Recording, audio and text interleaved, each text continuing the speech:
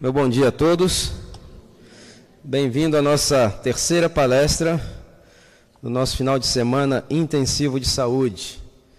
Quero parabenizar a vocês que foram capazes de deixar a cama nesse tempo chuvoso, convidativo.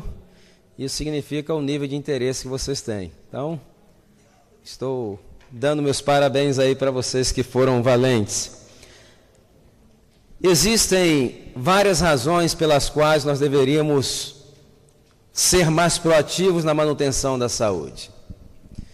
Existem alguns mitos com relação ao processo de saúde e bem-estar, e as pessoas pensam que a saúde vai depender de alguns outros fatores, menos dela mesma.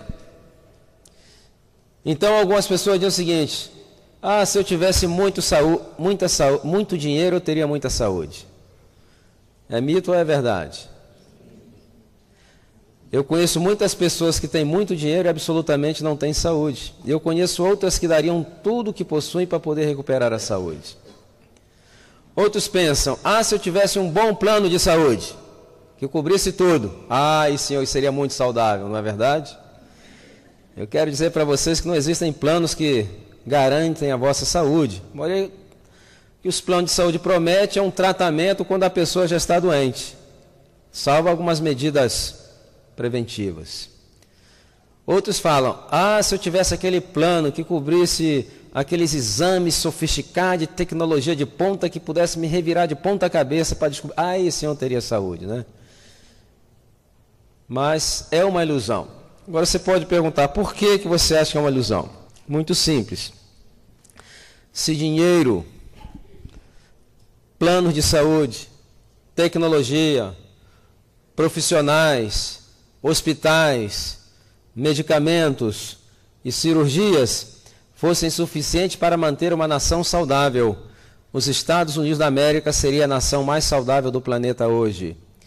Entretanto, comparado com 100 países em termos de saúde, ocupa o lugar 95º, como uma das nações mais enfermas do planeta. Os gastos com a saúde na América são exorbitantes. Hoje, por exemplo, se gasta somente o Ministério da Saúde da América, gasta por ano o equivalente a 3 trilhões de dólares por ano. Você sabe o que são 3 trilhões de dólares? Uma vez e meia o PIB do Brasil é gasto somente no setor de saúde lá. Aquilo que gera toda a economia do Brasil é gasto somente no setor da saúde. Entretanto, as projeções para o ano 2016, quando haverá uma grande quantidade de pessoas que estarão se aposentando, acredito que mais ou menos 40 milhões, acredita-se que os gastos com a saúde atingirão 5 trilhões de dólares. Vocês têm uma ideia que são 5 trilhões de dólares? 5 trilhões de dólares hoje é todo o PIB da América do Sul inteira. Vamos colocar em perspectiva. Se alguém disser para você: eu lhe dou 5 trilhões de dólares, mas você só vai ter o dinheiro depois que você terminar de contar, você aceitaria? Se você contar, é que é impossível, depois de 1.000, 2.000 não dá, mas se você contar 1 por segundo, levaria 220 mil anos. Então não aceite, você não vai viver, vai contar e não vai ficar com dinheiro, Isso é para apenas ilustrar e você ter uma ideia da quantidade de dinheiro. E já superou o orçamento de saúde na América, já superou o orçamento de defesa nacional. Agora, por que essas coisas acontecem? Porque os pilares da saúde, para ser efetivo, ela tem que ter alguns componentes. Primeiro componente é investimento do governo, tem que ter. Segundo componente, investimento privado. Terceiro componente, profissionais bem preparados, não para tratar doenças, mas para tratar as pessoas. E o quarto, pesquisas. Mas existe o quinto componente que deveria sustentar todos esses outros. E sabe quem é esse quinto componente? É eu, é você. Somos aqueles que recebemos. O que acontece hoje é que a pessoa não tem preocupação, ela acha que, não preciso não, eu vou levar minha vidinha, qualquer problema eu tenho um bom seguro de saúde. E muita gente morre com um bom seguro de saúde. Não vou me preocupar porque o médico vai dar um jeito. Nós médicos não damos nem jeito nos nossos problemas, nós vivemos menos que a população geral. Nossa média de vida é menor. Índice de suicídio, drogadição, divórcio é muito alto. Nós não conseguimos dar nem conta dos nossos problemas. Então as pessoas ficam nessa ilusão e deixam de ser proativos na manutenção da própria saúde. E esse problema de saúde que afeta hoje a humanidade, não somente a América, Brasil, mas o mundo todo, ele só vai ser parcialmente resolvido, na maioria das situações, quando as pessoas forem mais proativas na manutenção da própria saúde. E enquanto não houver essa atitude, você pode jogar o dinheiro do mundo, vai aparecer cada vez mais doentes. Sabe por quê? Porque o que está causando as doenças não está sendo retirada, os fatores que causam. E quem pode retirar esses fatores? Somos nós mesmos, gerenciando riscos. Nada mais é do que gerenciamento de riscos. No Brasil, por exemplo, eu não sei se eu mencionei aqui, mas nós estamos caminhando, na América já está. No Brasil estamos caminhando, eu creio que provavelmente em 2 ou 3 décadas será o colapso financeiro, tanto do sistema previdenciário como do sistema de saúde. Por quê? Porque a população está envelhecendo, saindo da faixa de produtividade. Os jovens, a obesidade, hipertensão, mais o estilo de vida que eles estão vivendo, eles certamente não alcançarão aposentar saudáveis. Então eles sairão muito mais jovens da força de trabalho. E como que funciona a Previdência? É uma geração que está trabalhando, que está sustentando aquela geração que trabalhou. Então, uma geração tem que produzir. Nós estamos vendo hoje, jovens com 40, 50 anos já não conseguem fazer mais nada. É porque a coluna, porque estou deprimido, é porque estou diabético, estou obeso, estou hipertenso, já tive um derrame. É uma coisa assustadora. Então, o colapso do sistema de saúde, no Brasil já está mais ou menos colapsado, porque que sistema nós temos de saúde aqui no Brasil? E também do sistema previdenciário. Aí o que eles vão fazer? A ilusão, vamos aumentar a idade da aposentadoria. Não adianta se você não tem gente saudável para trabalhar.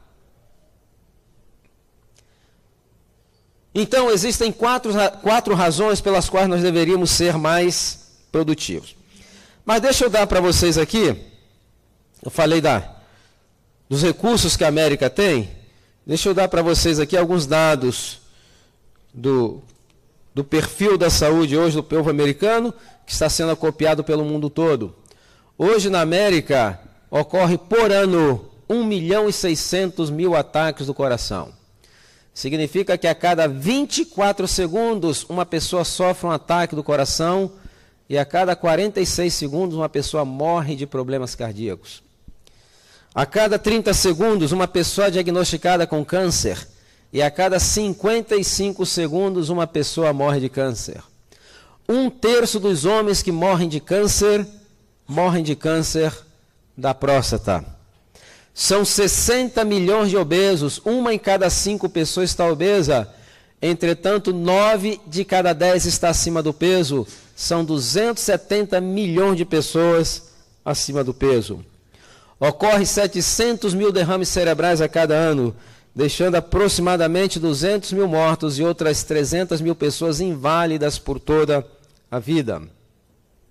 Existem 25 milhões de diabéticos.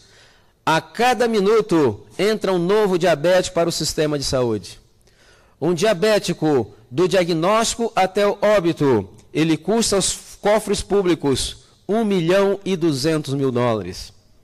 Mas o que é mais assustador, de acordo com a Associação Americana de Pediatria, todas as crianças que nasceram do ano 2000 para cá, se seguirem esse estilo de vida alimentar dos pais, cuja dieta consiste 50% açúcar, produtos refinados e gordura, as projeções são de que 9 de cada 10 serão diabéticos ou terão problemas cardíacos antes dos 40 anos de idade.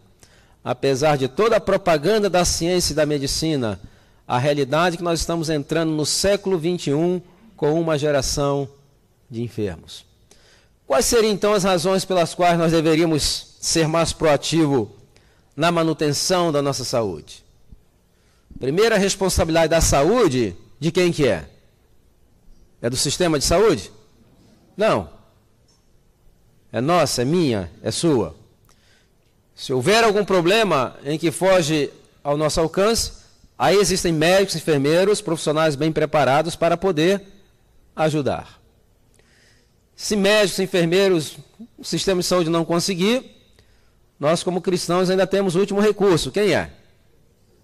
Deus, não é verdade? E Ele vai operar da maneira que Ele crê que seja melhor para você, curando ou não curando, seu infinito desígnio, Ele que vai determinar.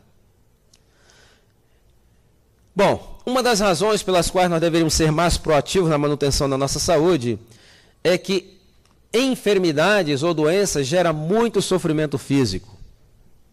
Aqueles que estão passando ou já passaram por alguma enfermidade estão familiarizados com o sofrimento físico que traz as enfermidades.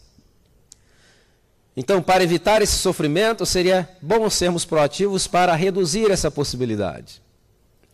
Segunda razão é que as enfermidades geram também muito sofrimento emocional. E eu sempre digo que ainda que uma enfermidade não seja contagiosa, existe um fator que é contagioso em todas as enfermidades. Sabe qual é esse fator? É o sofrimento emocional, porque com um doente sofre toda a família. Então, para evitarmos esse sofrimento emocional, nós, dos familiares, deveríamos fazer tudo para manter a nossa saúde. Terceiro, é o impacto econômico negativo que tem no orçamento da família, ou nos recursos da família. Por melhor que seja um seguro de saúde, às vezes vem uma enfermidade catastrófica, chega um momento que o seguro não quer mais cobrir. Também, às vezes, necessita de cuidados, coisa que o seguro não cobre. Às vezes tem que fazer procedimentos caríssimos. Eu vejo pessoas com seus recursos serem solapados em alguns meses, porque foram afetados com um problema de saúde. Eu fiz uma pesquisa lá no norte do Brasil e lá eu percebi que uma família gasta pelo menos 30% do orçamento mensal com remédios. Uma família ganhando R$1.000, R$300 com medicamentos. Então, para evitar esse impacto negativo econômico, é bom que nós sejamos mais proativos na manutenção da nossa saúde. E existe o quarto e último fator que se fala muito pouco. Por que eu deveria ser mais proativo na minha saúde? Sabe por quê? Para evitar os riscos relacionados com tratamentos de enfermidades. E são muitos os riscos. Hoje na América existem 3 causas principais de óbitos. Causa número 1, enfermidades cardiovasculares. Causa número 2, câncer. Você sabe qual a causa número 3 de óbitos na América hoje? Nós chamamos em medicina iatrogenias. O que são as iatrogenias? São as mortes resultantes da ação do sistema de saúde. São 250 mil mortes por ano. 120 mil mortes são óbitos relacionados a medicamentos corretamente prescritos. 120 mil mortes. Os óbitos vieram de efeitos agudos adversos desses medicamentos, alguns efeitos crônicos desses medicamentos. Depois temos mais 50 mil óbitos relacionados com medicamentos ou prescritos por enganos ou administrados por engano. E aí temos mais 80 mil mortes relacionadas com cirurgias desnecessárias, infecções hospitalares e uma série de outros problemas. A terceira maior causa de óbito na América hoje são o próprio sistema de saúde. E para vocês terem uma ideia, a guerra do Vietnã levou 10 anos para matar 50 mil americanos. E nós conseguimos matar o equivalente a 5 Vietnãs por ano. Então existem riscos. E quanto mais doente, mais riscos. Quanto mais o hospital maneja um número maior de pacientes, mais riscos existem. Porque medicina não é uma ciência exata. Na verdade, medicina é arte e ciência. Existem peculiaridades, existe uma série de problemas. Então, creio que esse seria também o grande motivo para nós sermos mais proativos na manutenção da nossa saúde. De acordo com a Organização Mundial de Saúde, 7 de cada 10 enfermidades está relacionado com estilo de vida. E tem aquelas pessoas que dizem, doutor Silmar, ninguém morre de vésperas. Olha, de acordo com a Organização Mundial da Saúde, 7 de cada 10 enfermidades poderiam ser prevenidas ou revertidas. Significa que dos 60 milhões de óbitos que ocorrem no mundo hoje, 42 milhões ocorrem em pessoas que não precisariam morrer de vésperas, se elas, quem sabe, soubessem ser mais proativas na manutenção da própria saúde.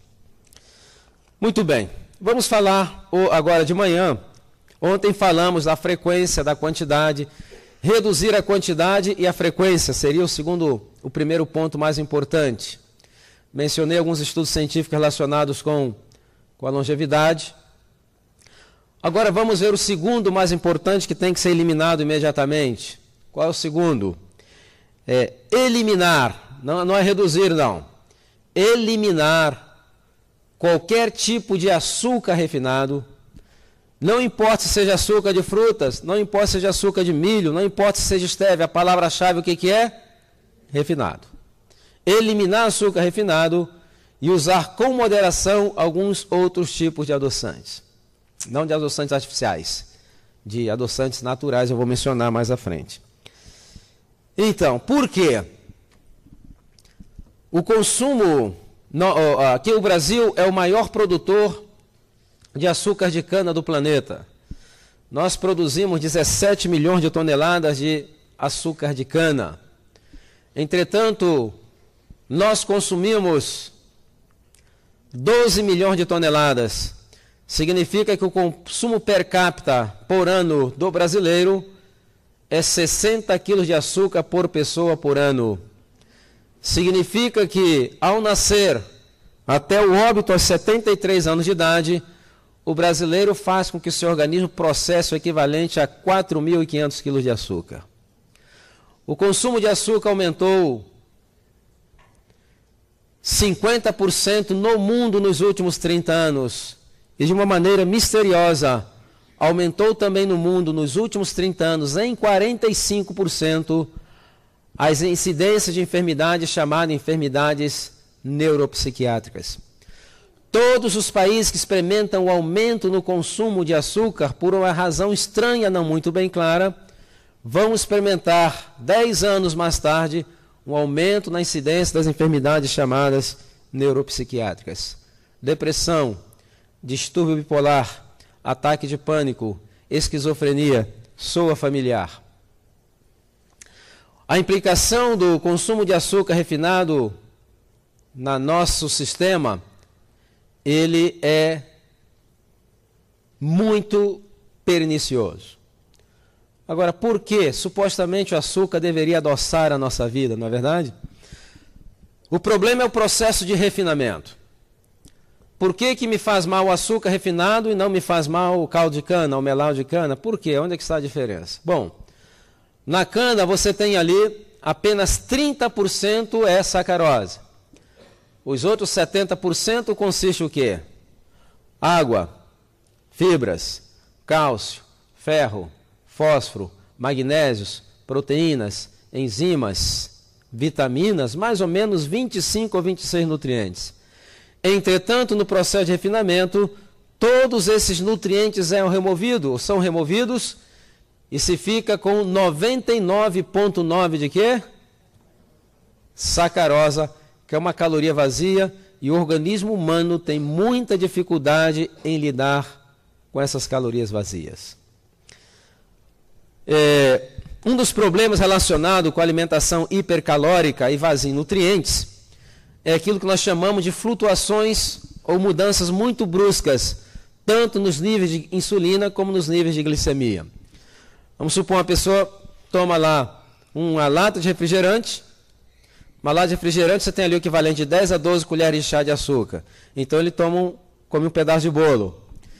Então, aquilo não tem fibras, e em 5 minutos começa a haver um aumento muito brusco na glicemia. O açúcar começa a subir. O pâncreas, que tem que controlar o metabolismo, ele entra em pânico, ele começa a produzir então insulina. Só que ele começa a ficar hiperativo e começa a produzir mais insulina do que deveria. E a pessoa, num ponto, ela esteve aqui numa hiperglicemia e depois ela vai para uma hipoglicemia. Aí quando ela vai para uma hipoglicemia, o que ela sente? Fome. A mão está tremendo. Sente que tem um buraco no estômago. Fica irritável. E ela come. O que ela come? Mais calorias vazias. Aí ela vai lá em cima. E essa variação nos níveis de glicemia e insulina começam a trazer aqueles transtornos que nós chamamos transtornos neuroendócrinos, que vai se manifestar nas pessoas de maneira diferente, dependendo de quê? Do calcanhar de Aquiles biológico de cada um. Então tem o espectro mental. Tem pessoas que começam a ficar impacientes, intolerantes, irritáveis, dão respostas bruscas. Tem outras que ficam com mudanças bruscas no temperamento. Já viu pessoas que de vez em quando você passa por ela, está com um sorriso de orelha a orelha, feliz da vida, te abraça. 2 horas depois você passa por ela, está com uma cara desse tamanho, você fala, o que eu fiz com essa criatura? Você não fez absolutamente nada, são essas flutuações. É a maneira como o cérebro dela, o sistema neuroendócrino, está lidando com essas flutuações desses hormônios de maneira muito bruscas. Mas nem todos terão isso. Tem uns que ficarão deprimidos. Notem, não estou dizendo que todos os problemas de depressão estão relacionados com o consumo de açúcar refinado. Mas quando ele não provoca, ele exacerba. E aquelas pessoas que estão passando por problemas de depressão relacionados a traumas ou algum problema, o tratamento psicoterapêutico, se fosse acompanhado de uma dieta isenta de calorias vazias, os resultados seriam 100 vezes melhores. Tem outras que já ficam meio hiperativas, principalmente crianças. Tem criança que a maneira como ela dá com essas variações é hiperatividade. E é uma questão de cultura. Uma criança que está muito agitada, e a gente quer acalmá-la, o que você faz normalmente? Olha, fica quietinho aí que o titio vai dar o quê? É tentar apagar fogo jogando mais gasolina. Não é verdade? Tem crianças que não vão ficar hiperativas. Tem crianças que já vão lançar os fundamentos de uma diabetes, vão ficar obesas. Então, cada um vai ser atingido naquele seu calcanhar de Aquiles biológico. Hiperatividade, hoje nós temos na América 10 milhões de crianças tomando um medicamento chamado Ritalin, porque são considerados hiperativos. E mais de 95% dessas crianças não necessitariam esses medicamentos se os pais cuidassem em que tipo de alimento estão dando para os seus filhos. E tem pessoas que dizem, não, a alimentação não tem nada a ver. Tem muito a ver na disciplina e também no aprendizado. Existe uma escola na Flórida, um dos condados mais pobres da região, chamado Dade County. E uma escola com muitos problemas acadêmicos e disciplinares.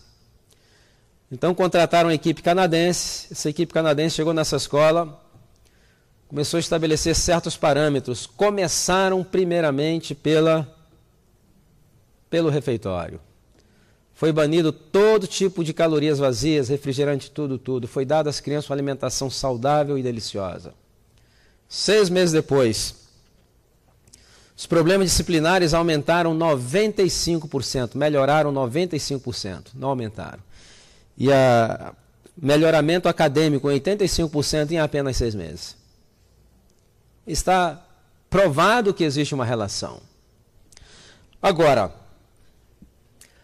para nós entendermos o impacto que tem negativo o consumo de açúcar exagerado na saúde de uma população, em 1906, há mais de um século atrás, foi feito um estudo.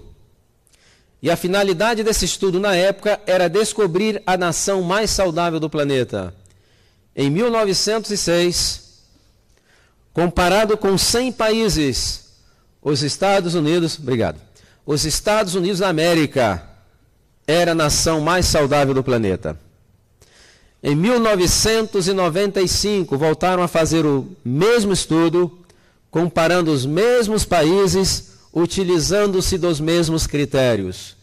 E em 1995, os Estados Unidos já estava no 95º lugar como uma das nações mais enfermas do planeta. E a pergunta seria, o que aconteceu em menos de um século? É muito simples. 1906, consumo de açúcar na América, meio quilo de açúcar por pessoa por ano. 1995, o consumo de açúcar já alcançava 75 quilos de açúcar por pessoa por ano e continua aumentando. Hoje é o maior consumidor mundial de açúcar, tendo nós brasileiros em segundo lugar.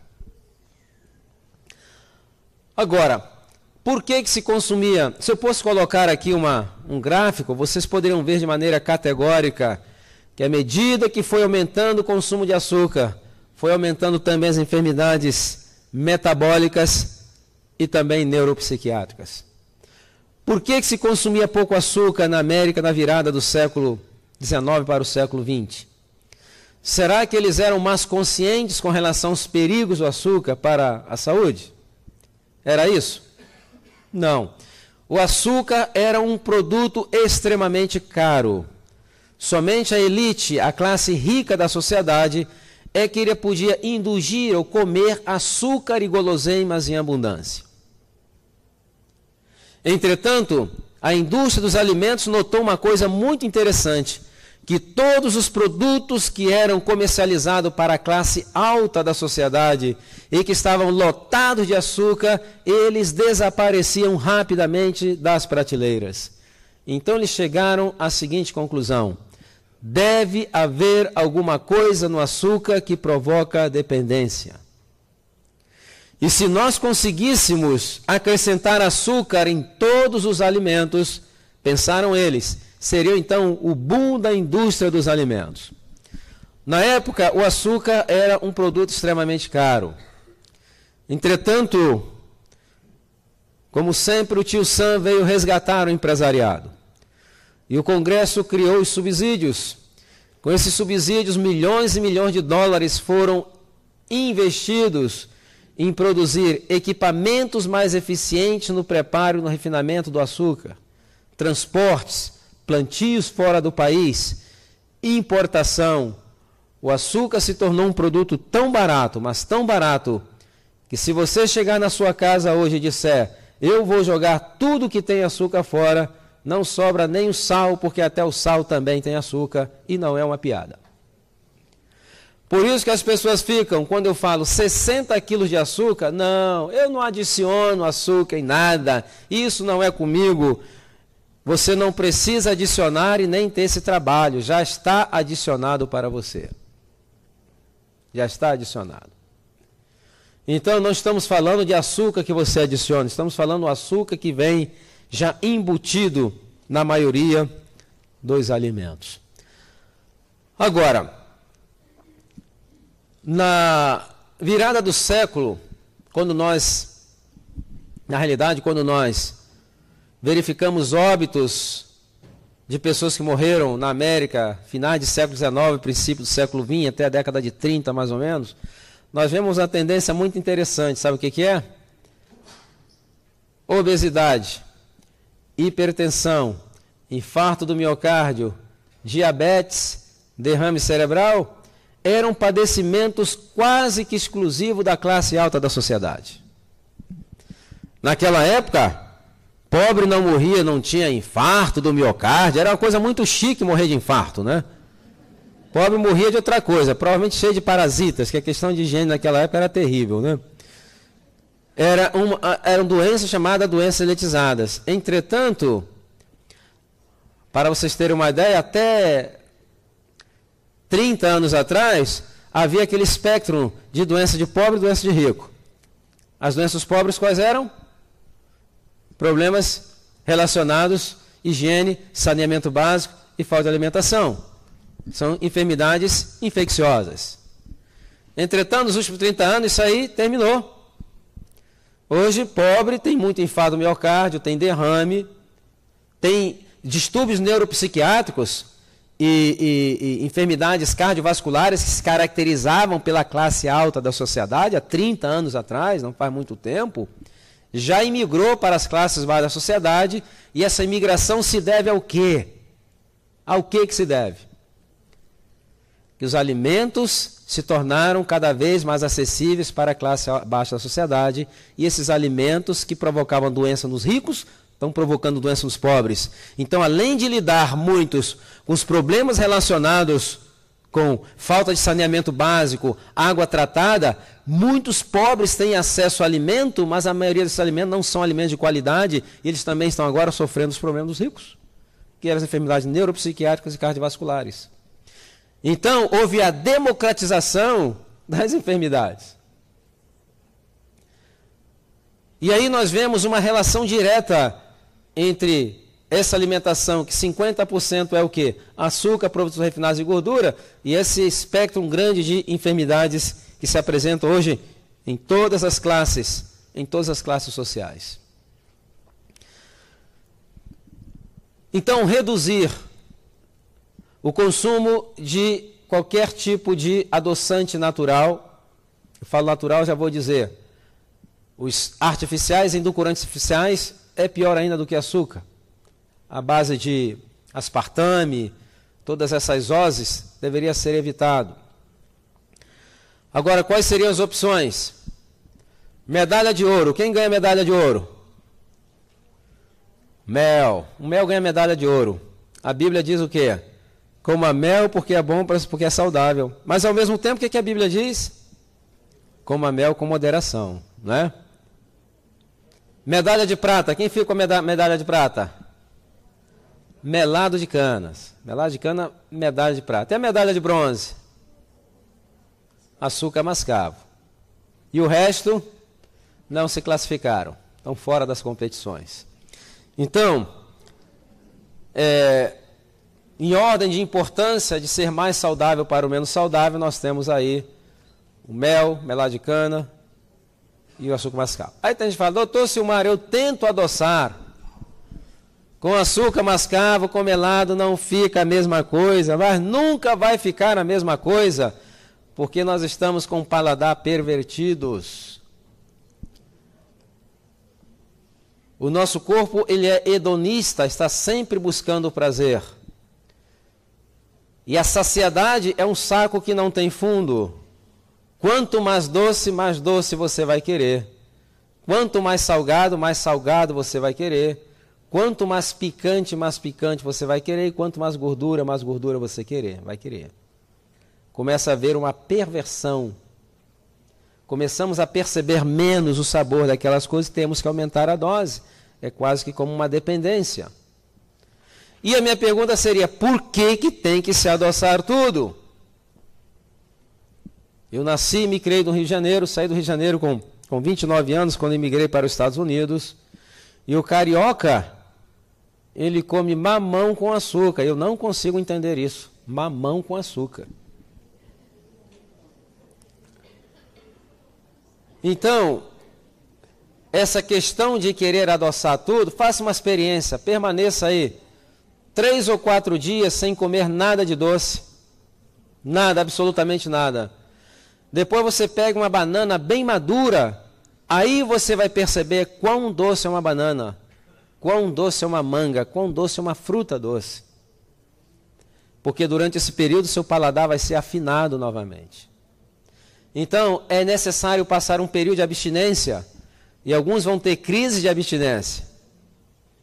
Tem pessoas que vão ficar irritadas, outras vão ficar agitadas, não dormem direito, inquietas, porque está faltando a droga diária.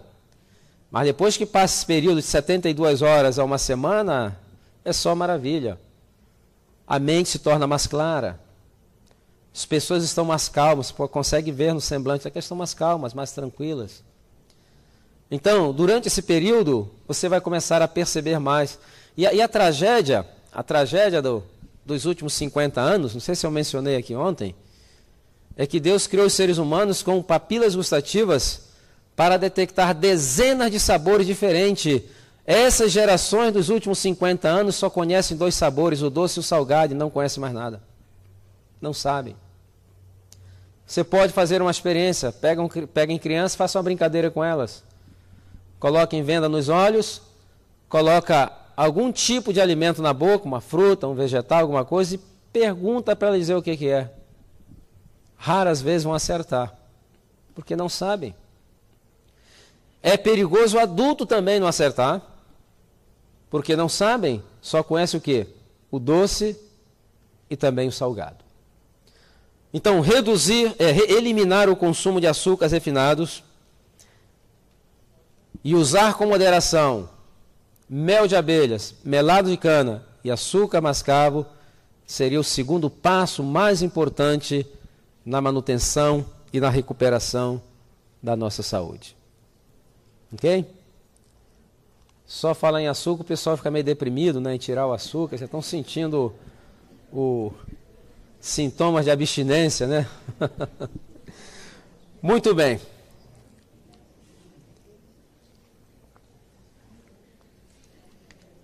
E agora, qual o terceiro?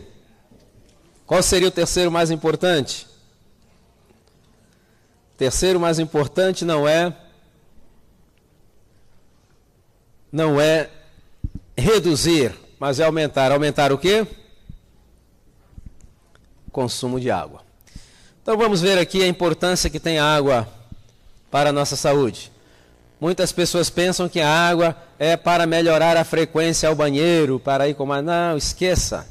Esse é o menor benefício que a água tem.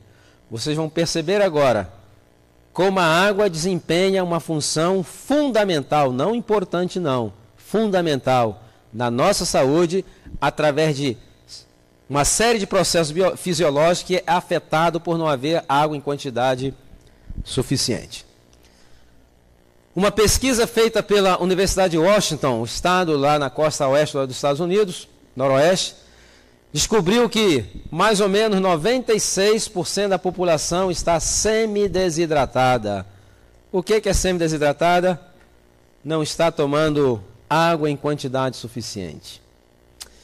E o nosso corpo, ele é inteligente. Quando não tomamos água em quantidade adequada, ele começa a colocar em funcionamento seus mecanismos de adaptação. Então o que ele faz? Ele começa a racionar água. Por exemplo, eu vi uma cidade nos Estados Unidos chamada McAllen, é uma região meia desértica. Ali se produz muita laranja, muitas verduras, mas através de irrigação. Lá quase não chove, mas passa meses sem chover. Às vezes, forma aquelas nuvens, corre lá para fora todo contente, cai 2 gotinhas e dá bye-bye, vai cair lá na Louisiana que não precisa de água, né? Então, é uma região muito seca. E de vez em quando as reservas começam a baixar, aí você recebe aquela notinha na sua porta. Olha, você só pode molhar a sua grama 2 vezes por semana. Até os níveis voltarem. Então, o serviço público começa a tomar medidas. E o que eles vão fazendo primeiro? Eles falam, você não deve tomar banho? Não. Vão tirando os menos importantes para manter os mais importantes. Se chegar uma seca muito grande, vai chegar dia que você vai ter água e vai não ter água. E aí vai ter dia que você não vai tomar banho também. Você vai ter água para cozinhar. Então é assim o corpo, ele vai começando a gerenciar aquela escassez. E vai então buscando água, retendo para os órgãos que mais precisam, retirando então a cota daqueles órgãos que menos precisam. Então vamos ver alguns processos fisiológicos. Por exemplo, lágrima. Em algumas pessoas, quando não existe água suficiente, o corpo ele corta a água para a produção de lágrimas. E tem pessoas que ficam com os olhos o quê? Ressecados. Quando ela fica com os olhos ressecados, o que ela faz? Ela toma água ou usa colírio? Não, ela vai lá comprar colírio. Eu até entendo que existe alguém que venda, não consigo entender Porque existe gente que compra, porque 98% da lágrima consiste de quê? De água. Então, grande parte desse problema de olho ressecado está relacionado com falta de água. Existem, em medicina nada é 100%, eu mencionei, existe uma pequena porcentagem que pode ser obstrução, uma série de problemas, alguns medicamentos, tipo de profissão que a pessoa tem, mas a grande maioria está relacionado com o quê? Com a escassez de água. Estômago. O estômago nós estamos vendo ali que ele tem uma mucosa, nós chamamos de mucosa, é uma camada embranquiçada na parte interna dele. Essa mucosa, você sabe qual a porcentagem que é água? 98% dessa mucosa, ela consiste de quê? De água. Qual é a função dessa mucosa? Essa mucosa é a seguinte: à medida que o estômago vai produzindo ácido clorídrico para desdobrar proteínas, essa mucosa ela vai liberando água e neutralizando esse ácido. Ok? Se você não tem uma mucosa íntegra, o que vai ocorrer? Você vai juntar com outros fatores, como estresse, tipo de alimentação. Chega um momento que esse 98% de água que compõe a mucosa, existe um corte, não vai haver uma mucosa íntegra. O que vai ocorrer? Você pode desenvolver gastrite, pode desenvolver úlcera, pode desenvolver uma série de problemas no estômago. Se ouviram falar que gastrite e úlcera pode ajudar no problema de úlcera? Nunca ouviram, na verdade? Mas fisiologicamente é assim. E nem todas as pessoas vão estar relacionadas com isso, mas uma grande porcentagem. Saliva. Qual a porcentagem da saliva que é água? 98% da saliva é água. E aqui tem uma glândula parótida, ela produz enzimas digestivas, entre elas a amilase. Isso aqui chama-se um duto salivar, né? Então é produzido nas vesículas armazenadas. Então, quando a pessoa mastiga, existe um aperto dessas glândulas, mais o estímulo hormonal. Só que quando não há água suficiente, essas enzimas elas se tornam muito concentradas e algumas pessoas podem provocar a chamada pedra do duto salivar. Essa pedra ela pode obstruir. Então aqui começa a produzir enzima digestiva, ela não passa para cá, ela começa a voltar, ela volta, ela começa a digerir a própria glândula. E aí leva a uma inflamação. E tem pessoas que ficam com o rosto inchado, alguns pensam que é problema de dente, na realidade isso é um problema que tem que ser visto imediatamente. Muito desconfortável. Suor. Qual a porcentagem do suor que é água? 98% do suor é água. Ali também tem sais minerais, ali também tem um pouquinho de mucina, tem uma série de elementos em pequenas quantidades. E aqui nós estamos vendo um corte da pele. Aqui nós estamos vendo os pelos, aqui tem a epiderme, tem a dermis, tecido subcutâneo, vários sanguíneos, aqui tem nervos, tem os vasos linfáticos, as glândulas que produzem, as glândulas sebáceas. Aqui também tem outros terminais, né? Tem alguns terminais que detectam o toque, pressão, tem o terminal que detecta o frio, tem o que detecta o calor, são terminais especializados em interpretar diferentes estímulos. Então, quando você não toma água suficiente, o que ocorre? Existe uma parte da pele aqui que se compõe de colágeno. O que é colágeno? Colágeno é uma substância que ajuda a dar o quê? Elasticidade à pele. Só que 86% desse colágeno é composto de quê? De água. E quando não há água suficiente, o que o pouco fala? Suspende a água da vaidade. Nós precisamos salvar essa pessoa. Menos produção de colágeno, o que acontece? Pele mais flácida e rugas vêm de maneira muito mais precoce. Então, se você quer ter uma pele boa, tem que fazer o quê? Aumente a quantidade de água. Cérebro. Qual a porcentagem do cérebro que é água? 95% do cérebro é água. Se você colocar o cérebro no extrator de suco, a maioria vai ser água, pouco sólido. Agora, o cérebro precisa de água para suas funções. Por exemplo, o cérebro ele é análogo ao computador. Só que nós temos parâmetros diferentes. Por exemplo, como que o cérebro funciona? Você é o que você é como? Água, oxigênio, alguns minerais e eletricidade. Como que isso funciona? Sabe como? Ninguém tem a menor ideia, mas é assim que funciona. A base do funcionamento é assim. Então, se você não tem um dos componentes, o cérebro ele é análogo a um computador. Se você tem um computador que você trabalha direto com ele, o sistema de ventilação não está funcionando, o que vai acontecer com esse computador? Ele vai esquentar, ficar lento até que entre em pane. Então, a água ela tem essa habilidade de absorver calor. Então, o cérebro realiza centenas de milhões de bits de informações por segundo. Em um segundo, o cérebro seria capaz de manejar todas as chamadas telefônicas do mundo. Tem gente que fala assim, tem máquinas que é melhor que o cérebro. Não é. Porque para a máquina existir, teve que existir um cérebro que a criasse, que a programasse. E outra coisa, não tem essa flexibilidade que o cérebro tem.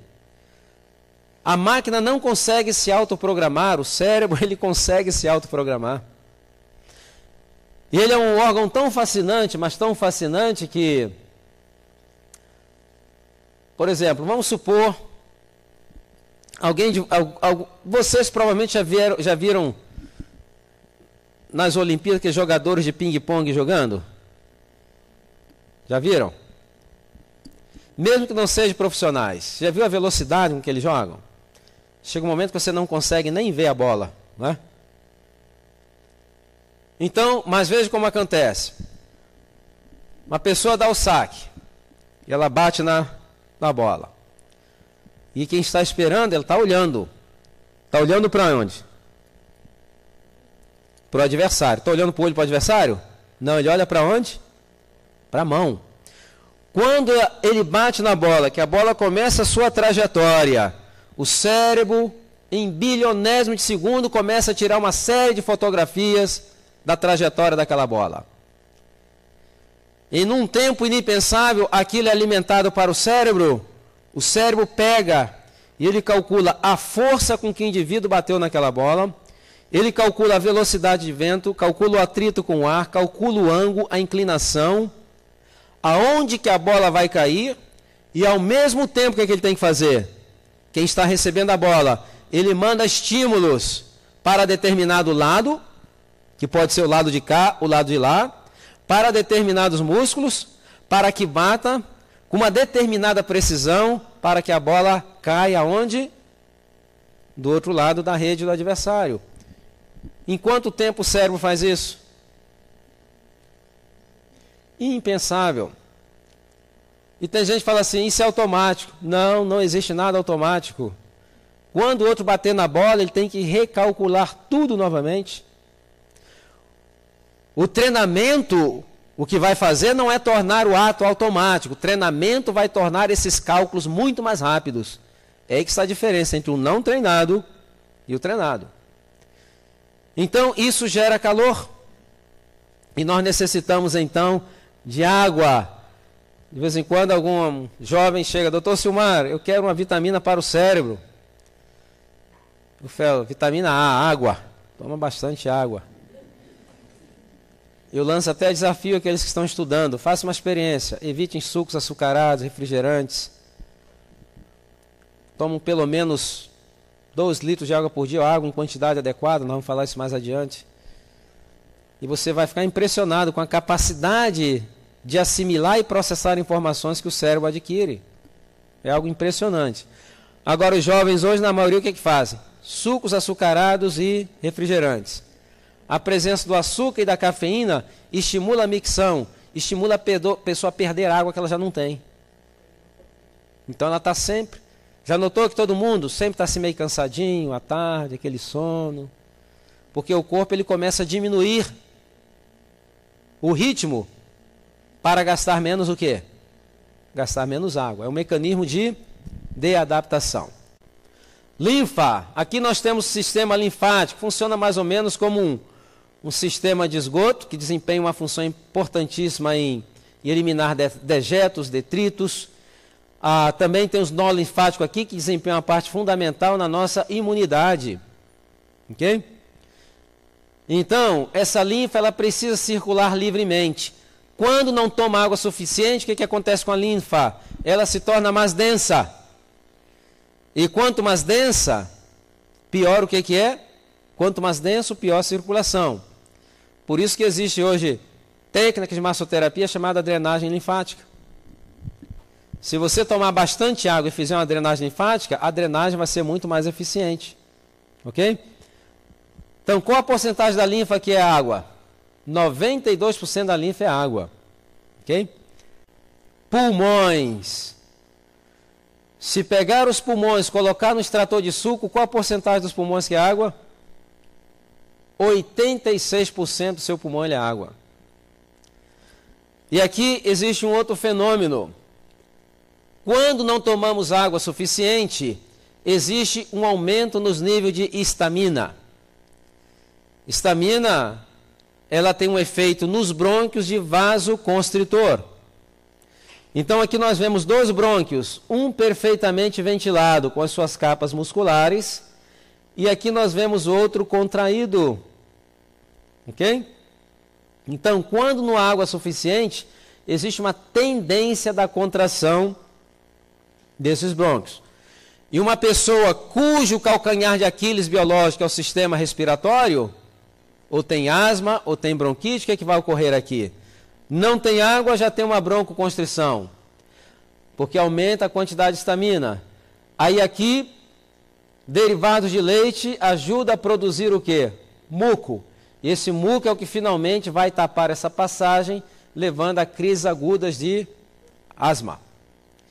Então, por exemplo, se a pessoa que tem problemas deixa os derivados de leite e aumenta o consumo de água, ela já eliminou aqui um elemento da triada da asma. Que o primeiro elemento, broncoconstrição. O segundo elemento, um processo inflamatório. O terceiro elemento, o que é? Produção de muco. Então, se ela aumenta o consumo de água, provavelmente ela não vai ter o broncoconstrição. Se ela evita os derivados de leite, não vai ter o muco. E ali ela tem que lidar somente com o processo inflamatório, que é muito mais fácil lidar com ele. Ok? Então, quer aumentar seus volumes e capacidades pulmonares, aumentar o quê? Consumo de água. Ok? Claro, nós estamos falando aqui dentro de um contexto. Vai existir alguns padecimentos, por incrível que pareça, que a água vai estar contraindicada. Por exemplo, a pessoa tem insuficiência cardíaca crônica não controlada há muito tempo. Então, uma coisa já fora da população geral. Então, a água, ela pode levar o quê? Até edema pulmonar, né? Fígado, aqui está ele, belo e lindo, não é verdade? Fígado. Bom, eu mencionei ontem que o fígado, ele realiza mais de 500 reações químicas diferentes. Mencionei ontem, não foi? Então, aqui nós temos a vesícula biliar. Agora, muitas das vezes, quando se fala em água, qual o órgão que você pensa imediatamente? Nos rins, não é verdade? Mas os rins precisam de água. Entretanto, o fígado precisa de mais água do que os rins. Por quê? O fígado tem que neutralizar substâncias tóxicas. Qual é o solvente universal? Água. Grande parte dos elementos tóxicos do corpo são neutralizados ali. Medicamentos, 6 de cada 10 medicamentos é metabolizado pelo fígado. Então ele necessita de muita água. Agora, quando não existe água suficiente, dentro do fígado existem canalículos que exigem a produção de bile. E eu mencionei que o fígado consegue pegar alguma coisa que não serve e produzir alguma coisa que serve. Então, por exemplo, resto de células mortas, glóbulos vermelhos. Ele pega partes daquelas células e ali ele produz o quê? A bile, que ele vai armazenar aonde? Na vesícula. Quando chegar a gordura aqui, essa vesícula é esborrifada ao seu conteúdo para ajudar na digestão das gorduras. E essa bile vai levando as gorduras, vai emulsificando. Quando chega lá no intestino, ela é novamente reabsorvida para ser utilizada. É uma coisa espetacular. Ok? Então, esses canalículos que estão aqui dentro, não estão visíveis aí, se produz a bile, e a bile vai, até que chega, é levado pelo duto e armazena aqui. Ok? Entretanto, qual a porcentagem do fígado que é água? 85% dele é água. Quando não existe água suficiente, o que acontece com a bile? A bile ela vai o quê? Ela cristaliza e solidifica, levando à formação de pedras. Ok? E aí a pessoa está com pedra na vesícula. O que faz? Tira a pedra ou tira a vesícula? Normalmente tira os dois juntos, né? Agora existe um problema aqui. O problema é o seguinte, é que nem todas as pedras estão na vesícula. Grande parte de pedras são pedras chamadas intrahepáticas, elas formam dentro dos canalículos. Ok? Então você tirou a vesícula, você se livrou das pedras completamente? Não. Aí o que vai ocorrer? Aquelas pedras intrahepáticas. Primeiro, você já não vai ter um armazenador para jogar em quantidade suficiente quando vir gorduras. Segundo, parte dos canalículos vão sair obstruídos. Então a bile que o fígado produzir, ela não vai cair no reservatório, mas ela vai começar a pingar gradualmente dentro do duodeno. E aí pessoas que já fizeram cirurgia de vesícula, o que vão ter? Muitos problemas com digestão de gordura. Distensão abdominal, gases, sensação de enjoo. Então essas pessoas têm que reduzir drasticamente o consumo de gordura, porque senão elas vão ter muitos problemas do trato digestório. Rins. Qual a porcentagem do rim é água? 83% do rim é água. Quando não há água suficiente, o filtrado renal se torna mais denso. Em algumas pessoas predispostas vai produzir o que? As famosas cálculos renais, né? Esses cálculos renais podem se alojar em várias regiões dos rins. Pode provocar um refluxo retrógrado da urina, que leva a uma inchaço, uma hidronefrose, e pode ser uma complicação. Agora, existem vários tipos de pedra nos rins. Existe de oxalato de cálcio, oxalato de magnésio.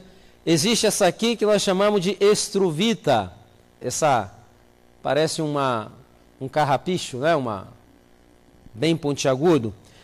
Essa pedra aqui, quando ela se aloja aqui no ureteiro, e que ela é toda pontiaguda, e que o ureteiro então começa a contrair-se para tentar expulsá-lo, é uma dor excruciante. Quem teve já sabe, eu nunca tive, mas já vi pacientes que eram refratários até a morfina. Você dá a morfina, o sujeito continuava esperneando e gritando, né?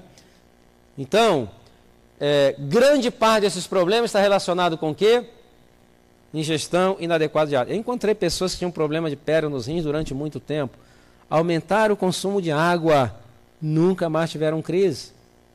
Vai existir uma pequena porcentagem da população que tem alguns problemas, né? Por exemplo, eles vão ter problemas em metabolismo de purinas, né? Então, às vezes o medicamento, mas mesmo essas pessoas, aumentando o consumo de água, ainda pode melhorar muito esse quadro. Ok? Sangue. Qual a porcentagem do sangue é água? Você pensou que era 100%? Não. 18% do nosso sangue ele consiste de sólido. Então aqui ocorre uma coisa interessante. Aqui nós temos células vermelhas. A finalidade dessas células vermelhas, o que é? Transportar oxigênio até as células e pegar de volta o quê? Gás carbônico, não é? Entretanto, essas células, quando estão carregadas, saturadas de oxigênio, elas vão viajando através de avenidas bem largas, como essa aqui. Mas quando vai chegando perto das células, essas avenidas vão afunilando, e chega um momento que só cabe uma célula vermelha, sabia? Essa célula tem que ir lá, descarregar, e carregar e voltar. Né? Aliás, na realidade nem volta, tem outra maneira pela qual ela sai. Acontece que quando não há água suficiente, o sangue se torna muito denso.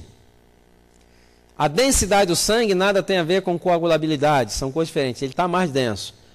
E quando existe a densidade do sangue, as células vermelhas elas começam a formar grupos que se aderem. E aí tem 30, 40 células juntos, elas começam a viajar, vão viajando. Chega um momento que só cabe uma. O que ocorre ali? Deve ser o maior empurra, porque ninguém consegue entrar. Então aquele tecido, aquela célula, já deixou de receber o quê? aquele aporte de oxigênio e deixou também de eliminar o que tinha de eliminar. Então você já tem uma região ali fisiologicamente isquêmico. Agora, plaquetas, a finalidade das plaquetas, o que é? Deter hemorragias. Então, quando existe uma corte de um vaso, é um estímulo porque se libera substância para agregação plaquetária, para formar aquele tapão ali, aquele trombo que vai impedir a hemorragia. Entretanto, quando não se toma água suficiente, por uma questão também que não se sabe muito bem, sabe o que ocorre? Existe uma agregação plaquetária. E pessoas que têm predispostos podem levar à formação de trombos, que pode levar a um acidente vascular cerebral. Então tem pessoas tomando afinadores do sangue, não é verdade? Já ouviu falar? Eu estou tomando isso para afinar o meu sangue. Não existe menor afinador do sangue do que água suficiente. Uma pesquisa feita pela Clínica de Maio descobriu uma coisa interessante, que o tomar água em quantidade adequada pode reduzir o risco de problemas cardíacos em 50%. Mas o que tem a ver a água com o coração? Tem muito que ver. Por exemplo, se você não toma água suficiente, o sangue se torna mais o quê? Denso. O coração é uma bomba. Ele vai bombear com mais facilidade água ou óleo? Água, porque está mais fluido. Então, quando você começa a tomar água, apesar de a água não ter caloria, você se sente mais energizado, porque você facilitou o trabalho do seu coração. Ele não tem que fazer tanto esforço para tentar perfundir seus tecidos com contrações muito fortes. Ok? Então, aumenta o consumo de água, vai ajudar o seu coração. Já notaram a importância da água? Vocês pensaram que era só para melhorar a frequência no banheiro? Não, a história é muito mais longa. Coração. Qual a porcentagem do tecido cardíaco que é água? 76% dele é água. E também todo o trabalho muscular, o coração, músculo, né? Todo trabalho muscular gera calor. E tem que haver água para absorver esse calor. Senão o cansaço vem muito rapidamente. Problemas de amígdalas, adenoides. Que nós temos um problema de amígdala, né? Uma infecção crônica. Crônica não, aqui é aguda. Na realidade é o seguinte. Aumentar o consumo de água pode eliminar grande parte dos problemas de infecções constantes da garganta. Mas por quê? Bom, aqui é o seguinte. Tem pessoas que têm as amígdalas bem redondinhas e lisas. Ok? Existem outras pessoas, como eu tinha problemas muito sérios de garganta também, chegava a vomitar sangue quando era menino. Então, a minha garganta, as minhas amígdalas, ela é cheia de fissuras ou ranhuras. Algumas são septadas. Então, essas pessoas, quando comem algum alimento, o que ocorre? Resíduos de alimentos ficam naquelas ranhuras.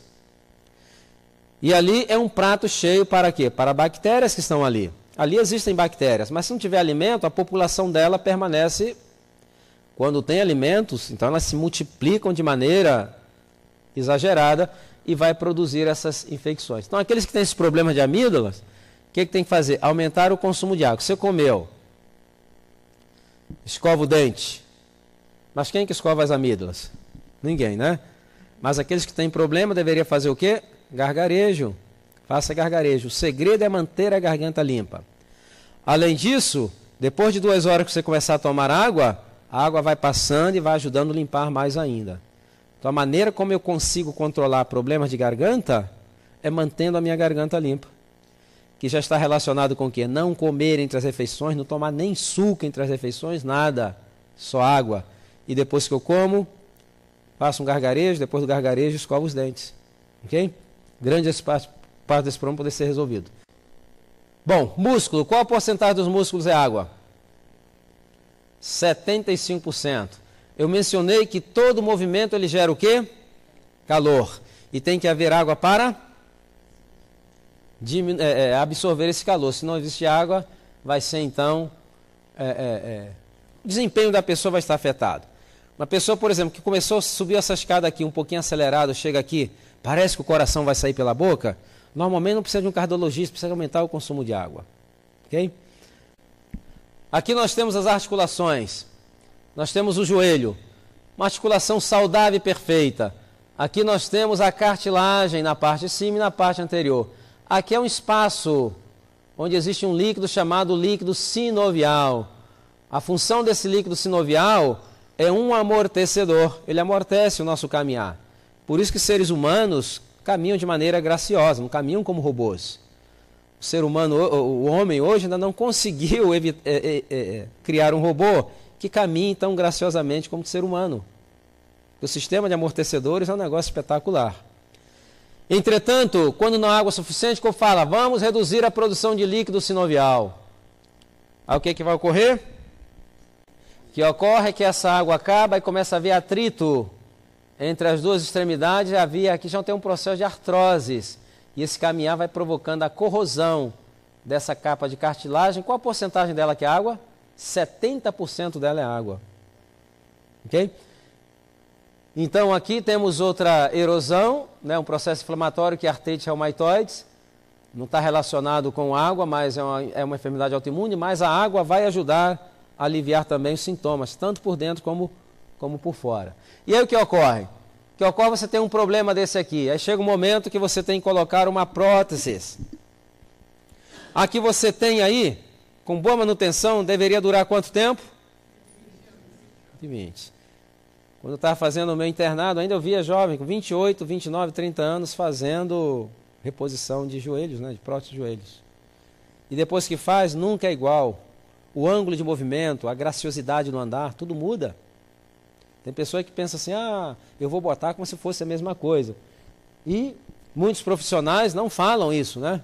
Quer resolver o seu problema, mas acontece que não fica a mesma coisa. E outra coisa, esse aqui com boa manutenção, 120 anos, se você colocar uma prótese do material mais resistente, quanto tempo? 10, 12 anos você tem que trocar novamente e colocar outro. Do material mais resistente que existe. Então, como diz Apocalipse, guarde o que tens, para você não precisar de uma prótese, porque nunca vai ser a mesma coisa. Ok? Uma pesquisa feita pela Clínica de Mayo revelou que o tomar água em quantidade adequada pode eliminar 45 sintomas de enfermidades. Dores de cabeça, dores de garganta, gastrites, úlceras, divertículos, prisão de ventre, fissuras anais, hemorroides, dores nas articulações, dores musculares, problemas de memória, alergias, problemas respiratórios, e aí segue uma lista de 400 sintomas que poderia ser o seu corpo pedindo água, por favor, e as pessoas estão dando tudo menos o que o corpo está pedindo, que é água. Estão dando refrigerante, estão dando suquinho, ele está pedindo constantemente água. Então, aumentar o consumo de água. Agora, qual é a melhor água? Melhor água chama-se H2O e tem que ser potável. Okay? Hoje se fala muito na questão da água ser ácida, ser alcalina, essas coisas todas. Na realidade não existe nenhuma relação. Existem regiões que a água é mais ácida, existem regiões que a água é mais alcalina. Pois na América, a costa leste, se é que eu estou virado para o norte, não sei para onde eu estou virado, mas a costa leste dos Estados Unidos, ela é mais alcalina a água. Na costa oeste, ela é mais ácida. E não existe nenhuma relação de que alguém ficou com mais doença que o outro lado, que a mortalidade é diferente. Não existe uma relação. Por quê? Porque o nosso corpo tem maneira de lidar com isso. Se nós tirarmos a carga da alimentação acidificante que estamos submetendo ao nosso corpo, com a questão da água ele pode se lidar com ela e trazer para o pH ideal. Ok? Ainda existe uma curiosidade. Na costa leste, na costa oeste, é onde estão os adventistas do sétimo dia, que é uma das populações mais longevas do planeta. E que tipo de água eles tomam ali? Uma água mais ácida, na verdade. Então, isso não é o fator. Na realidade, então ela tem que ser o quê? Potável, tem que ser limpa, H2O. Imantada, H2O. Okay? Então, sempre se inventa alguma indústria para se vender alguma coisa, né? E por que nós vemos isso? Porque as coisas são muito simples, né? Os povos mais longevos da Terra não se preocupam com essas coisas.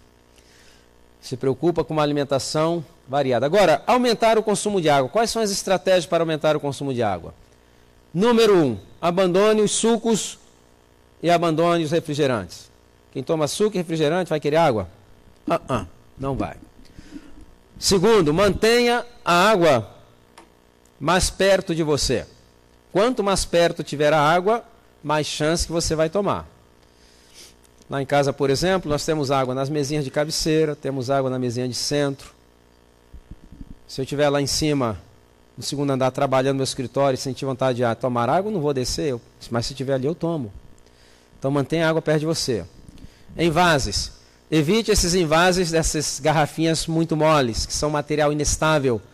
Acaba liberando ali o biofosfenol, acho que é biofosfenol que chamam aqui, e que começa a interagir com alguns hormônios, pode levar a pessoa até a ganhar peso, além disso pode ser hepatotóxico ao longo do tempo. De vez em quando vai sair e utilizar, não tem problema nenhum, mas tomar diariamente não recomendo. Recomendo que se utilize uma água no invase daquele plástico mais duro, tipo acrílico, ok? Então aquele é um material mais estável.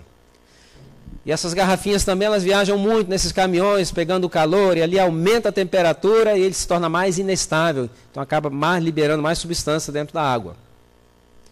Então utilize esses envases mais de acrílico, ok? Vidro nem pensar, né? É imprático, mas os envases de acrílico é melhor. Agora, filtro, qual é o melhor filtro? Se a sua preocupação, por exemplo, é com parasitas, algumas coisas, filtro de barro. Ou para tornar a água mais clarinha, dar um sabor melhor, filtro de barro é ideal. Entretanto, se tiver outros poluentes, eu não tenho como saber que tipo de poluente tem na água, então necessita de um filtro mais especializado para poder eliminar certas impurezas. Então, com relação à água, é tudo isso aí que eu acabei de mencionar. Não é tudo, falta muita coisa. Vamos responder algumas perguntas que nos chegaram agora. Se alguém tiver alguma pergunta, escreva num papel e nos dirija, para então respondermos. Aqui fala proteína do seitan. Seitan? Carne de glúten é bom aproveitada pelo organismo? Eu não conheço a proteína do quê? Do seitan? É uma empresa, não? Ok. Do glúten. O glúten, inclusive no programa de 13 semanas, uma das coisas que eu recomendo é durante 13 semanas evitar o uso do glúten. Porque pode ter pessoas que tenham intolerância ao glúten e não sabem.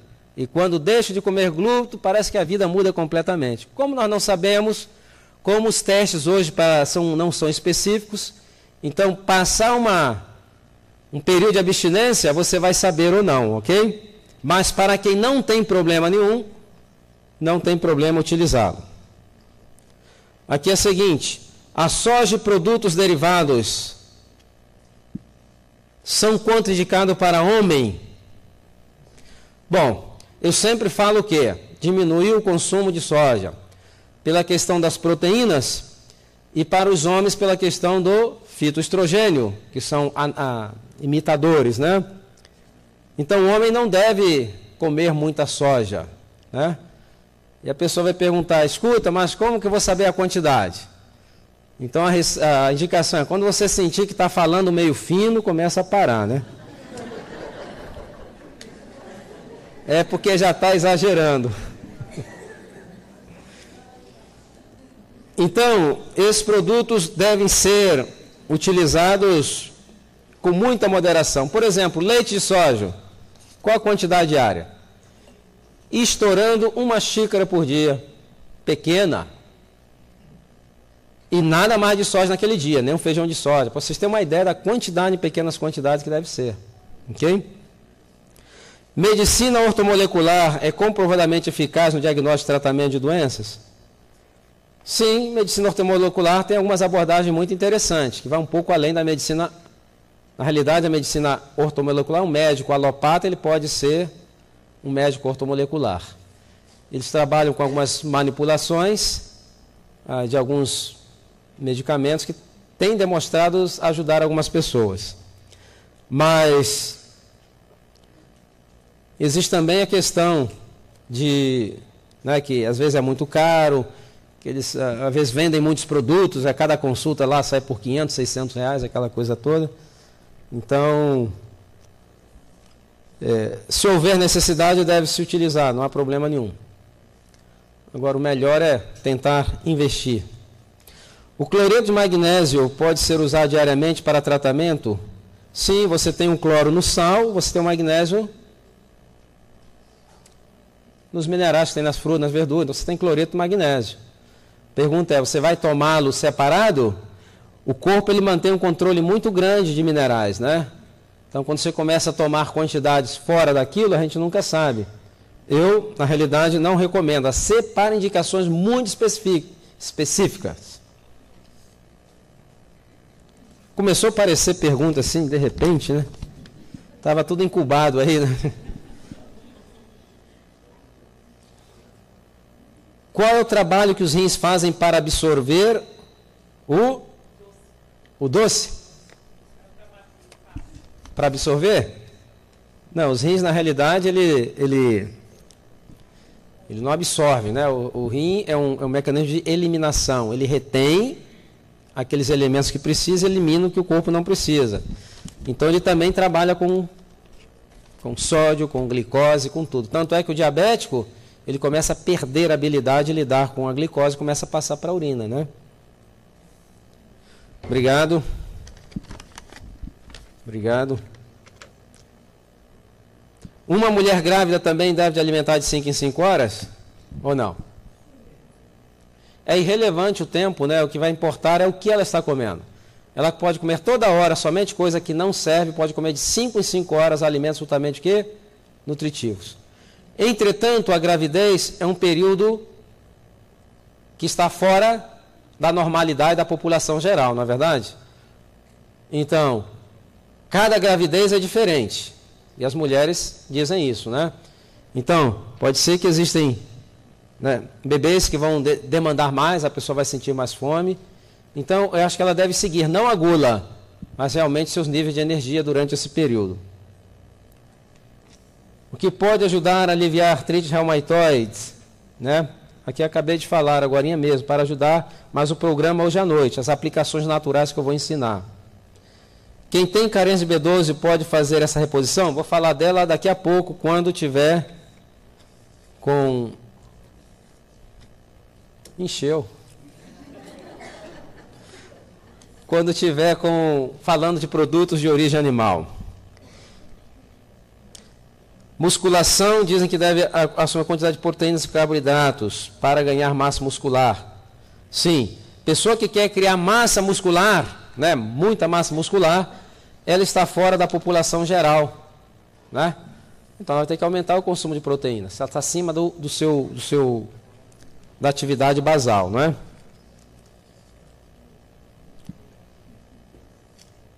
Obrigado. Suco de frutas cru espesso. É isso? Cru, espesso ou expresso? Espesso é prejudicial? Não. Dê mais preferência às frutas, a comê-las. Suco de vez em quando. E tem que misturar bem com a saliva. Parte da digestão na boca. Isso aqui é uma consulta, né?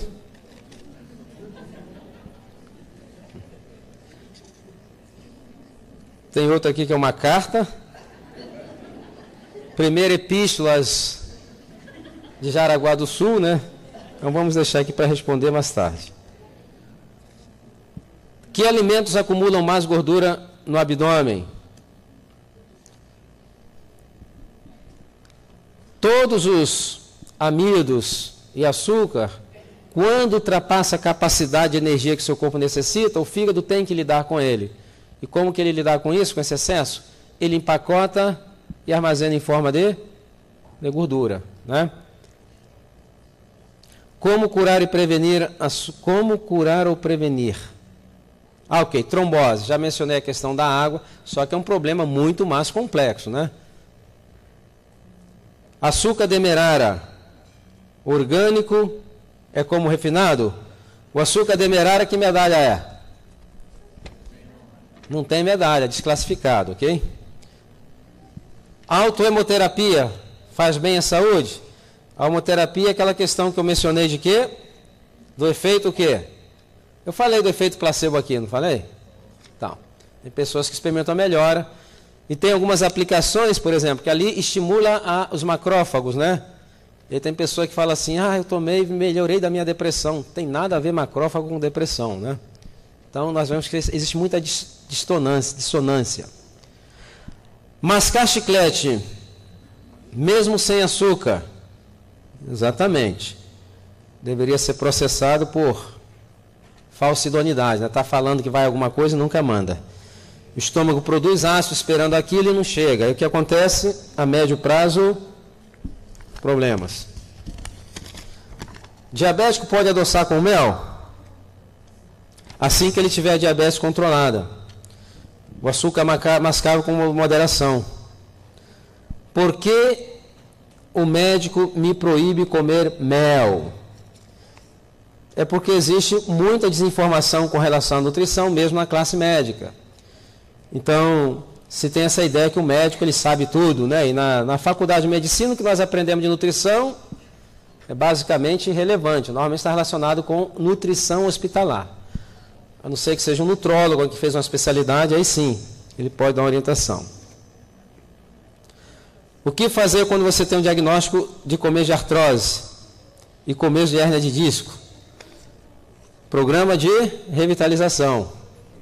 Comece imediatamente hoje. Alguma contraindicações uso de cogumelos na alimentação? Só evitar aqueles que são tóxicos e venenosos, né? Como que você vai saber? Se você comer e sentir que está subindo os edifícios, passeando, está tudo colorido, é porque não foi o cogumelo ideal. Uso de vacina antigripal, né? As vacinas, elas são um pouco controversas na América. Então, na realidade, existe uma indicação, né? Existe uma indicação. Quando teve a gripe suína lá nos Estados Unidos, alguns oficiais da Organização Mundial da Saúde não souberam responder algumas perguntas, né? Ficaram meio ali sem pé e acabou gerando a desconfiança. Tanto é que da gripe suína sobraram mais de 100 milhões de doses que ninguém nunca quis tomar, não é? Então, tem que tomar uma decisão. Eu digo que é uma decisão pessoal, né? Quais os cuidados com crianças com alteração na tireoide, hipertiroidismo? Ela tem que continuar usando aqui é hipertiroidismo, né, que já faz uso com crianças de 11 anos. Nesse caso, eu recomendo um tratamento natural, intensivo, numa clínica por pelo menos uns 21 dias para ver se ela volta a ser eutiroidica novamente. Pode voltar e pode não voltar, nós não sabemos. Então, se a pessoa quiser me perguntar depois a clínica, eu posso indicar algumas. Então, aqui a questão da margarina, né? As margarinas, tem que ter cuidado com esse tipo de gordura também. Gorduras de qualquer tipo, com muita moderação. O que acontece quando a memória da gente lê e parece que isso não penetra na memória, que é uma leitura superficial? Você está com um problema de memória. O diagnóstico é esse. Então, aumentar o consumo de água. Pode ser também que você esteja sob tensão ou sob estresse, que vai afetar a memória. Pode ser que exista um problema hormonal, ok? Então, tudo isso tem que ser visto. Programa de revitalização física e mental, hoje à noite. A questão de rastros químicos, na realidade, ou um mito? Como isso pode afetar a saúde? Tomando água, podemos prevenir piores efeitos disso? Rastros químicos, né, são resíduos. A cada momento nós estamos expostos a substâncias químicas. Então nós temos sistemas excretórios no organismo. Quando eu falar de produto de origem animal, vocês vão entender a questão desses resíduos, como eles se acumulam no organismo, o que se deve fazer. Qual o efeito da cerveja no organismo? Ele é diurético, né? Primeiro é diurético, pode aumentar também o peso. O efeito é o álcool, né? Que vai produzir alterações na mente do indivíduo, né? E recomendação aqui é rebatismo, né? Se é o caso, né? É realmente necessário usar filtro solar? Tudo que você coloca na pele, ela absorve, né? Então, quem tem a complicação não, a pele mais clara, então deve evitar exposição à luz do sol por um período muito longo. Entretanto, grande parte dos problemas de câncer da pele afeta muitas pessoas, está relacionado também com a alimentação, principalmente as frituras. Por quê? A pessoa come muita fritura. O organismo não consegue eliminar somente através das fezes, e às vezes ele tenta eliminar através da pele, é absorvido. E ali fica na epiderme resíduos, aqueles venenos, né? E quando vem a luz do sol, começa a cozinhar e fritar aquilo. Então essa é uma das razões. E aí você vai ver, tem pescadores, né, que ficam no mar, no sol o tempo todo, e nessas regiões, a incidência de câncer da pele é o quê? É pequena. Mas porque a alimentação deles é diferente de alguns, né? Então, tiver que usar, use, mas o melhor é cuidar da alimentação e ganhar mais resistência.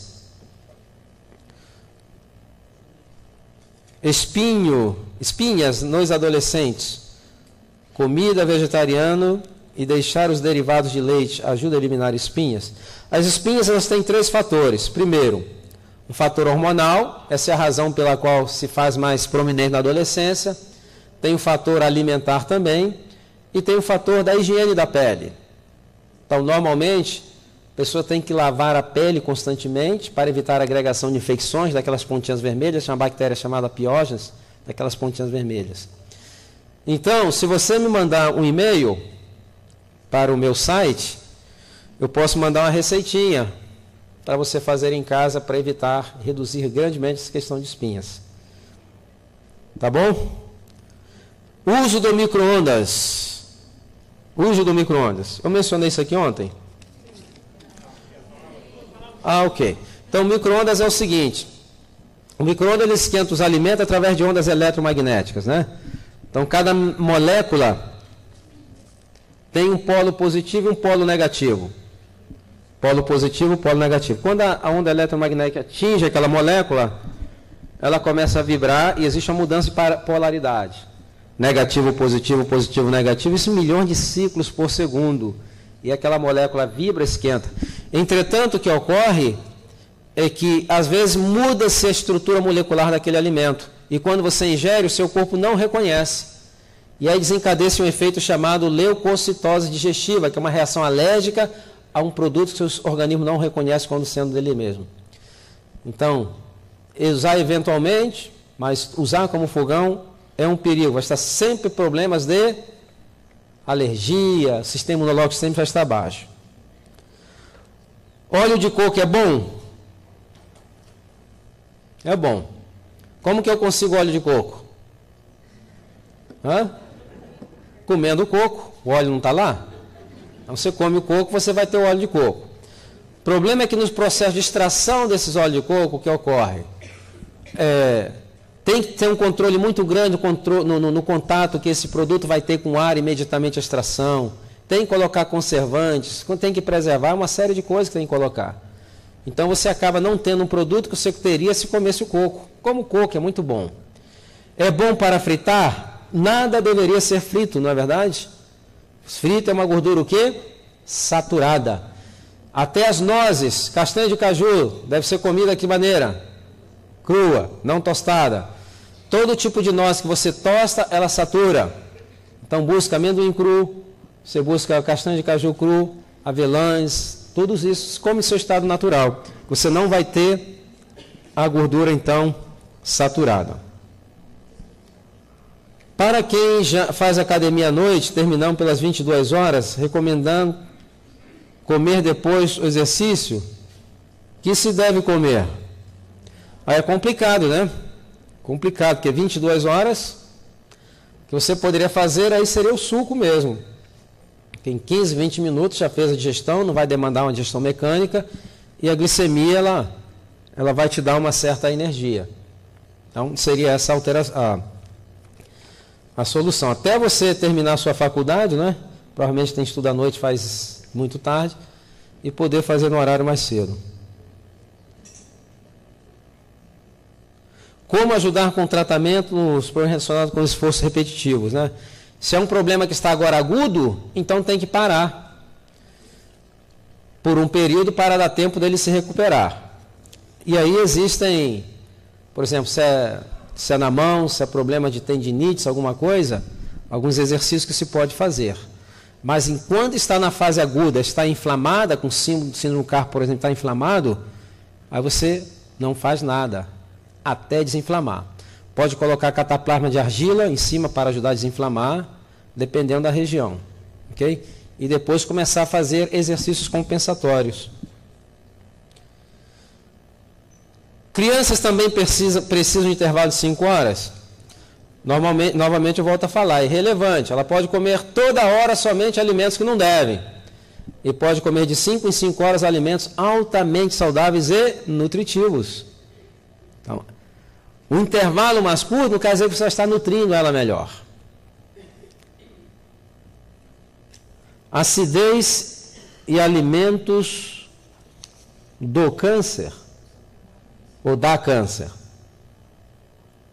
Não entendi essa pergunta. Acidez e alimentos de câncer.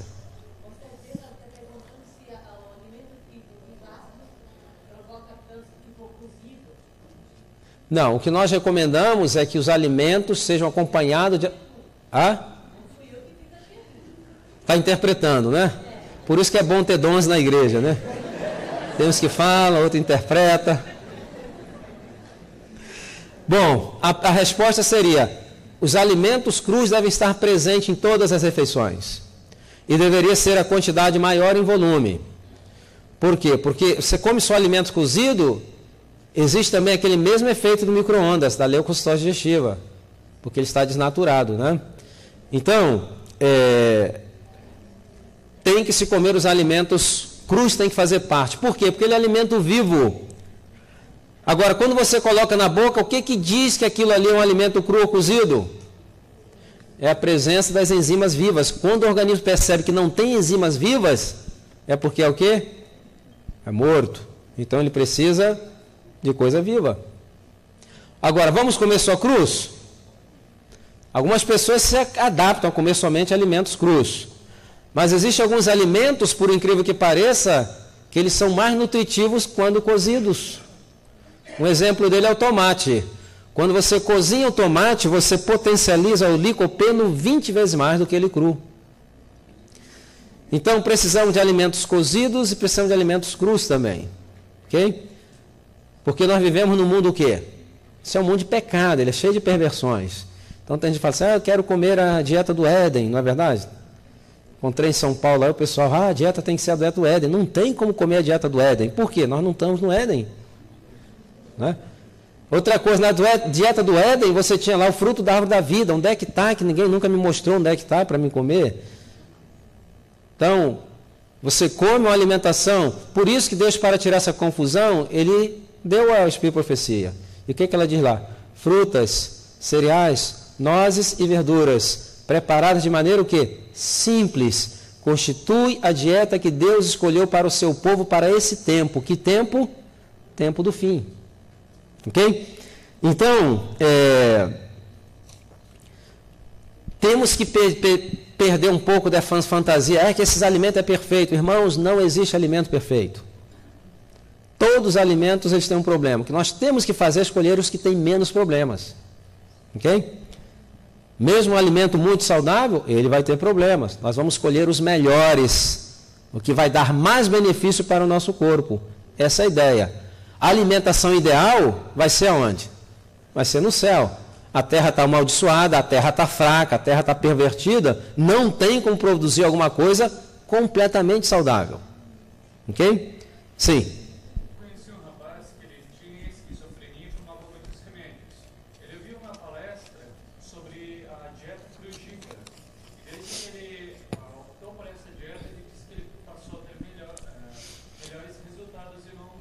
Com certeza, porque quando ele passou para a crudívera, ele eliminou muitas outras coisas. Deu para entender? Eliminou muitas outras coisas que provavelmente ele comia que não era saudável. Então ele deu um pulo bem grande. Agora, tem poucas pessoas que se adaptam a uma dieta completamente crudívora. E para uma terapia, é muito bom. Aliás, eu diria que existem poucas enfermidades que resistam a um regime crudívoro como terapia. O problema é que muitas pessoas não se adaptam, não conseguem, né? Mas como terapia é indicado, eu acho muito bom. Quanto tempo antes e depois devem comer quando faço academia? Vai depender da sua fome, né? Tem pessoas que quando vão para a academia não tem fome, voltam igual um leão. Tem gente que vão com fome e voltam com fome, né? Então depende da sua demanda de energia, que as pessoas são diferentes, não tem uma fórmula geral. Eu não me alimento com frutas, que pena. E sim, como pão integral, até 4 fatias, 6h30 da manhã, eu não consigo esperar meio-dia para almoçar, por isso fico muito fraco ou fraca. Então, porque você não está comendo o quê? Suficiente. Né? Pão integral, granola, um pouquinho de nozes, tudo isso vai ajudar a dar essa sensação de saciedade. A quantidade de flúor na água prejudica a saúde? Com certeza. O melhor pH da água, já esclareci isso, é relevante. É verdade que somente a maçã deixa cálcio no organismo depois de 30 anos?